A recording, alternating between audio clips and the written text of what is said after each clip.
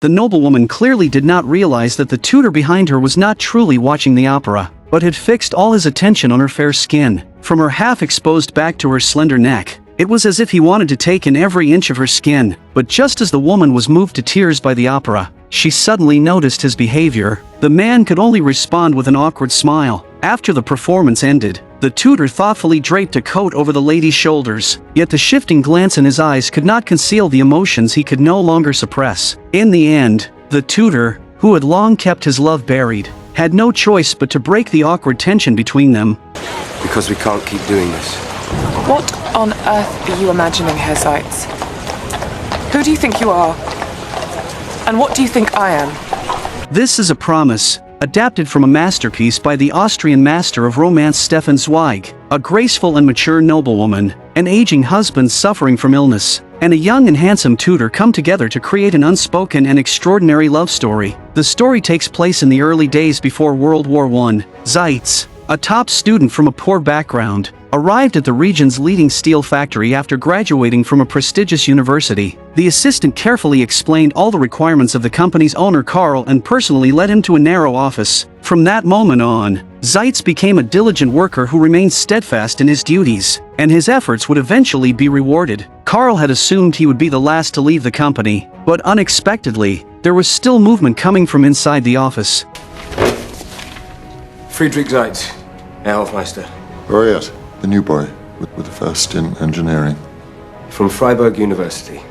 I majored in metallurgical chemistry. In this way, Seitz quickly earned the boss's appreciation through his dedication and hard work. As time passed, his status within the company rose rapidly, and all his efforts were rewarded accordingly, allowing him to move into a more spacious office. Even the boss's assistant could hardly believe how quickly this young man had been promoted. However, as his workload increased, he began to use work as an excuse to brush off his girlfriend's concern and greetings. One night, Seitz worked late with his boss. For every work-related question Karl raised, this young man who had only been at the company for half a year was able to answer with complete accuracy. This left Karl deeply impressed, but in the very next moment, the man's body suddenly convulsed and he collapsed heavily onto the floor. Seitz, who had been focused on organizing documents, quickly rushed over to help. After promptly preparing the necessary medication for his boss, the sudden incident was temporarily brought under control. As a result, Karl moved his workplace to his home.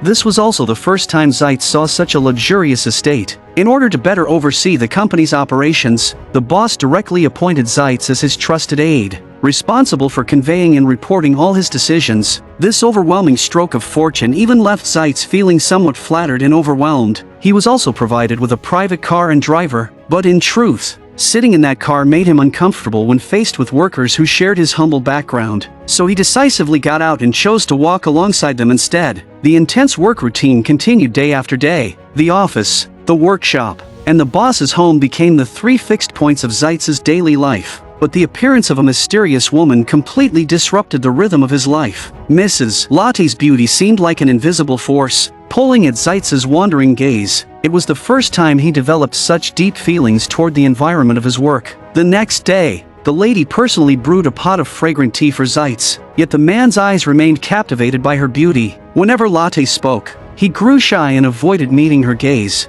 afraid of revealing the emotions in his heart. During their conversation, the woman asked about Seitz's background, but he had no real home, having been an orphan since childhood, and he openly shared his past without reservation. From the look in her eyes, it was clear that she felt deep sympathy for Seitz, who was 15 years younger than her. Because of this, Mrs. Lotte began to complain about trivial matters in her household and her son's education. This inadvertently gave Seitz an opportunity to become the child's tutor. Lotte happily reported this arrangement to her husband. Her husband jokingly remarked that it seemed the entire household would soon be managed by Seitz. However, while tutoring the young boy, Seitz would often fall into deep thought without realizing it. Whenever the lady came to check on them, there would always be a subtle exchange of glances between them, as if they shared an unspoken understanding. Returning home at night, his girlfriend approached him with a smile, hoping to go to bed with him, but the man's thoughts had already drifted toward the noblewoman, and she had become like a goddess in his dreams, leaving him completely unable to escape.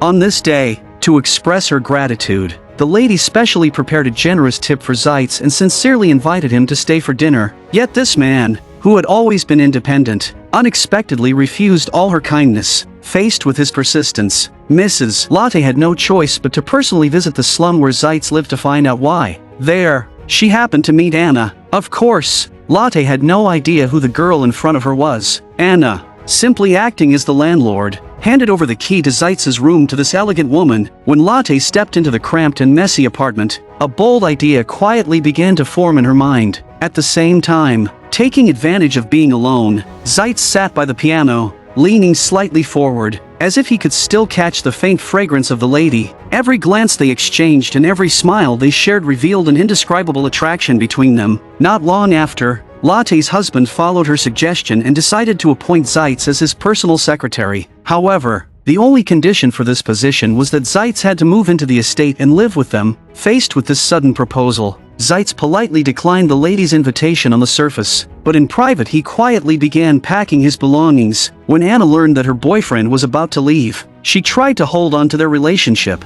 but even though Zeitz knew his heart had already changed, he still imagined his girlfriend as Mrs. Lotte to find a trace of comfort. The next morning, unable to resist the temptation, Zeitz decided to leave his old world behind. He promised his beloved girlfriend that he would definitely come back to visit her, but the girl could never have imagined that this departure would mark the end of their relationship. When Zeitz arrived at the estate, Mrs. Lotte warmly led him into a spacious and luxurious room and prepared a brand new set of elegant clothes, showing her thoughtfulness as the lady of the house. Not only that, Lotte deliberately placed a treasured painting from her own bedroom into Zeitz's room to express her welcome and respect. Soon it was time for dinner, and the family chatted happily, with smiles on every face and not a hint of awkwardness. As usual, her husband Carl went to bed early, bringing his dinner to an end. This indirectly left more time alone for the two of them. During their conversation, Mrs. Lotte confessed that after her former husband passed away, she had fallen into deep depression. Carl, as a friend of her parents, had given her endless help and support during her darkest time. Therefore, faced with a long and empty married life, she felt she must remain loyal to her husband. However, Zeitz felt confused by this and could not understand why she was telling him all this. The once relaxed and pleasant atmosphere became awkward and subtle. That night, Zeitz found it impossible to sleep. He got up and looked toward the nearby room,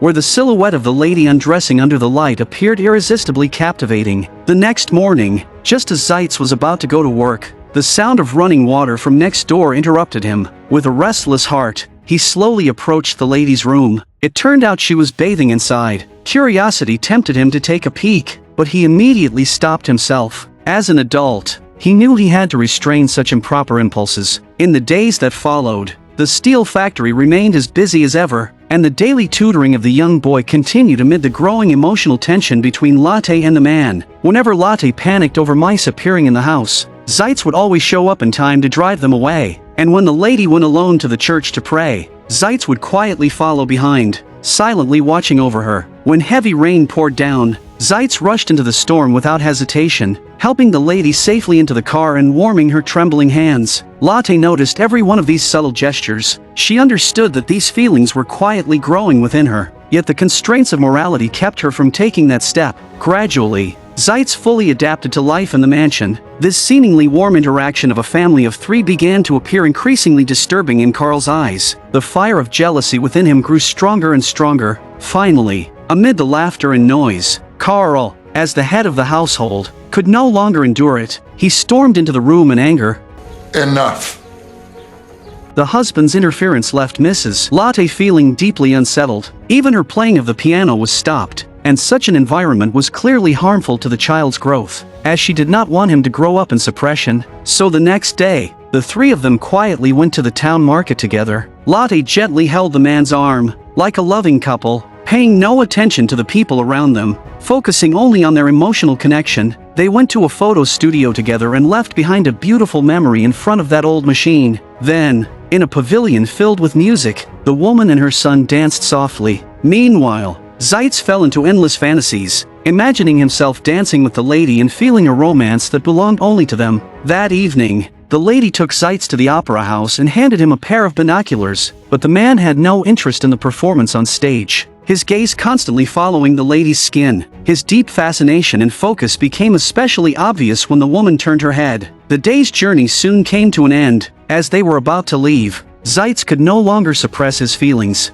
and he finally gathered the courage to confess his love to Mrs. Latte. The woman's firm rejection left Zeitz unable to understand. He could not comprehend why she clearly felt the same, yet pretended otherwise. A week later, Zeitz's girlfriend Anna arrived at the entrance of the steel factory. When a car passed by, she quickly realized that Zeitz was inside. She ran after it with all her strength, and at the moment the car stopped, the two completely said goodbye to their shared fate. Perhaps many men, when they rise to success, gradually become easily distracted by new desires, and in the intense emotional tension between Latte and Zeitz, fate played a cruel joke. Carl could no longer tolerate his wife's behavior, and as his health continued to decline, he decided to send Zeitz to a distant branch in Mexico. I want you out there as soon as possible. For these two lovers, a separation of 2 years was undoubtedly a heavy blow. When Zeitz told Latte the news, the emotions in her heart surged like a flood. You can't. When are you to leave? 10 days. Please don't. I can't live without you. Why didn't you tell me? One was bound by the responsibilities of marriage, and the other was about to leave for his career. Even though they loved each other, they could not stay together. After revealing his feelings, Zeitz longed to leave a mark of love before departing. At night, standing by the window, he once again gazed at the lady's captivating figure, and his inner impulse became almost impossible to restrain. The next day, in a private room, Zeitz finally seized an opportunity. As he bent down to pick up a puzzle from the floor for her, his hand instinctively moved closer to her ankle, attempting to go further, but this suggestive gesture was firmly rejected by the lady at her final boundary. Reason triumphed over emotion. Even though her thoughts had already wavered, she refused to do something in her husband's house that would burden her conscience for life. On the last night before their separation, Zeitz pleaded with Latte, either to leave with him and pursue their happiness, or he would choose to stay by her side. Yet the lady once again restrained her deep feelings because of her concerns. Watching the train disappear into the distance, she finally realized how painful it was to part from the one she loved. After Zeitz left, they could only rely on letters to maintain their connection. Latte carefully kept every letter she received, sometimes even lying on the bed where Zeitz once slept, trying to feel the warmth that remained. When she heard that Zeitz might be ill, her heart felt as if it were being cut, and she even collapsed in pain. And when she learned that he would soon return, her heart filled with joy and anticipation. But fate seemed to enjoy playing with lovers who truly loved each other. The outbreak of World War I became a merciless barrier, cutting off all contact across the ocean. Latte often woke from suffocating dreams, surrounded by fear and loneliness, and in those lonely moments, Carl would hold her tightly in his arms, expressing tenderness and patience without words. As the war intensified, the steel factory was taken over by the government and began producing military weapons. Carl's condition also grew worse. Latte stayed by her husband's side at all times, but before his death, the man revealed a long-hidden secret. He had once hoped to bring Latte and Zeitz together, yet he could never hide his pure love for his wife. After her husband passed away, Latte shut herself away in endless darkness and sent her son to live at a nearby church.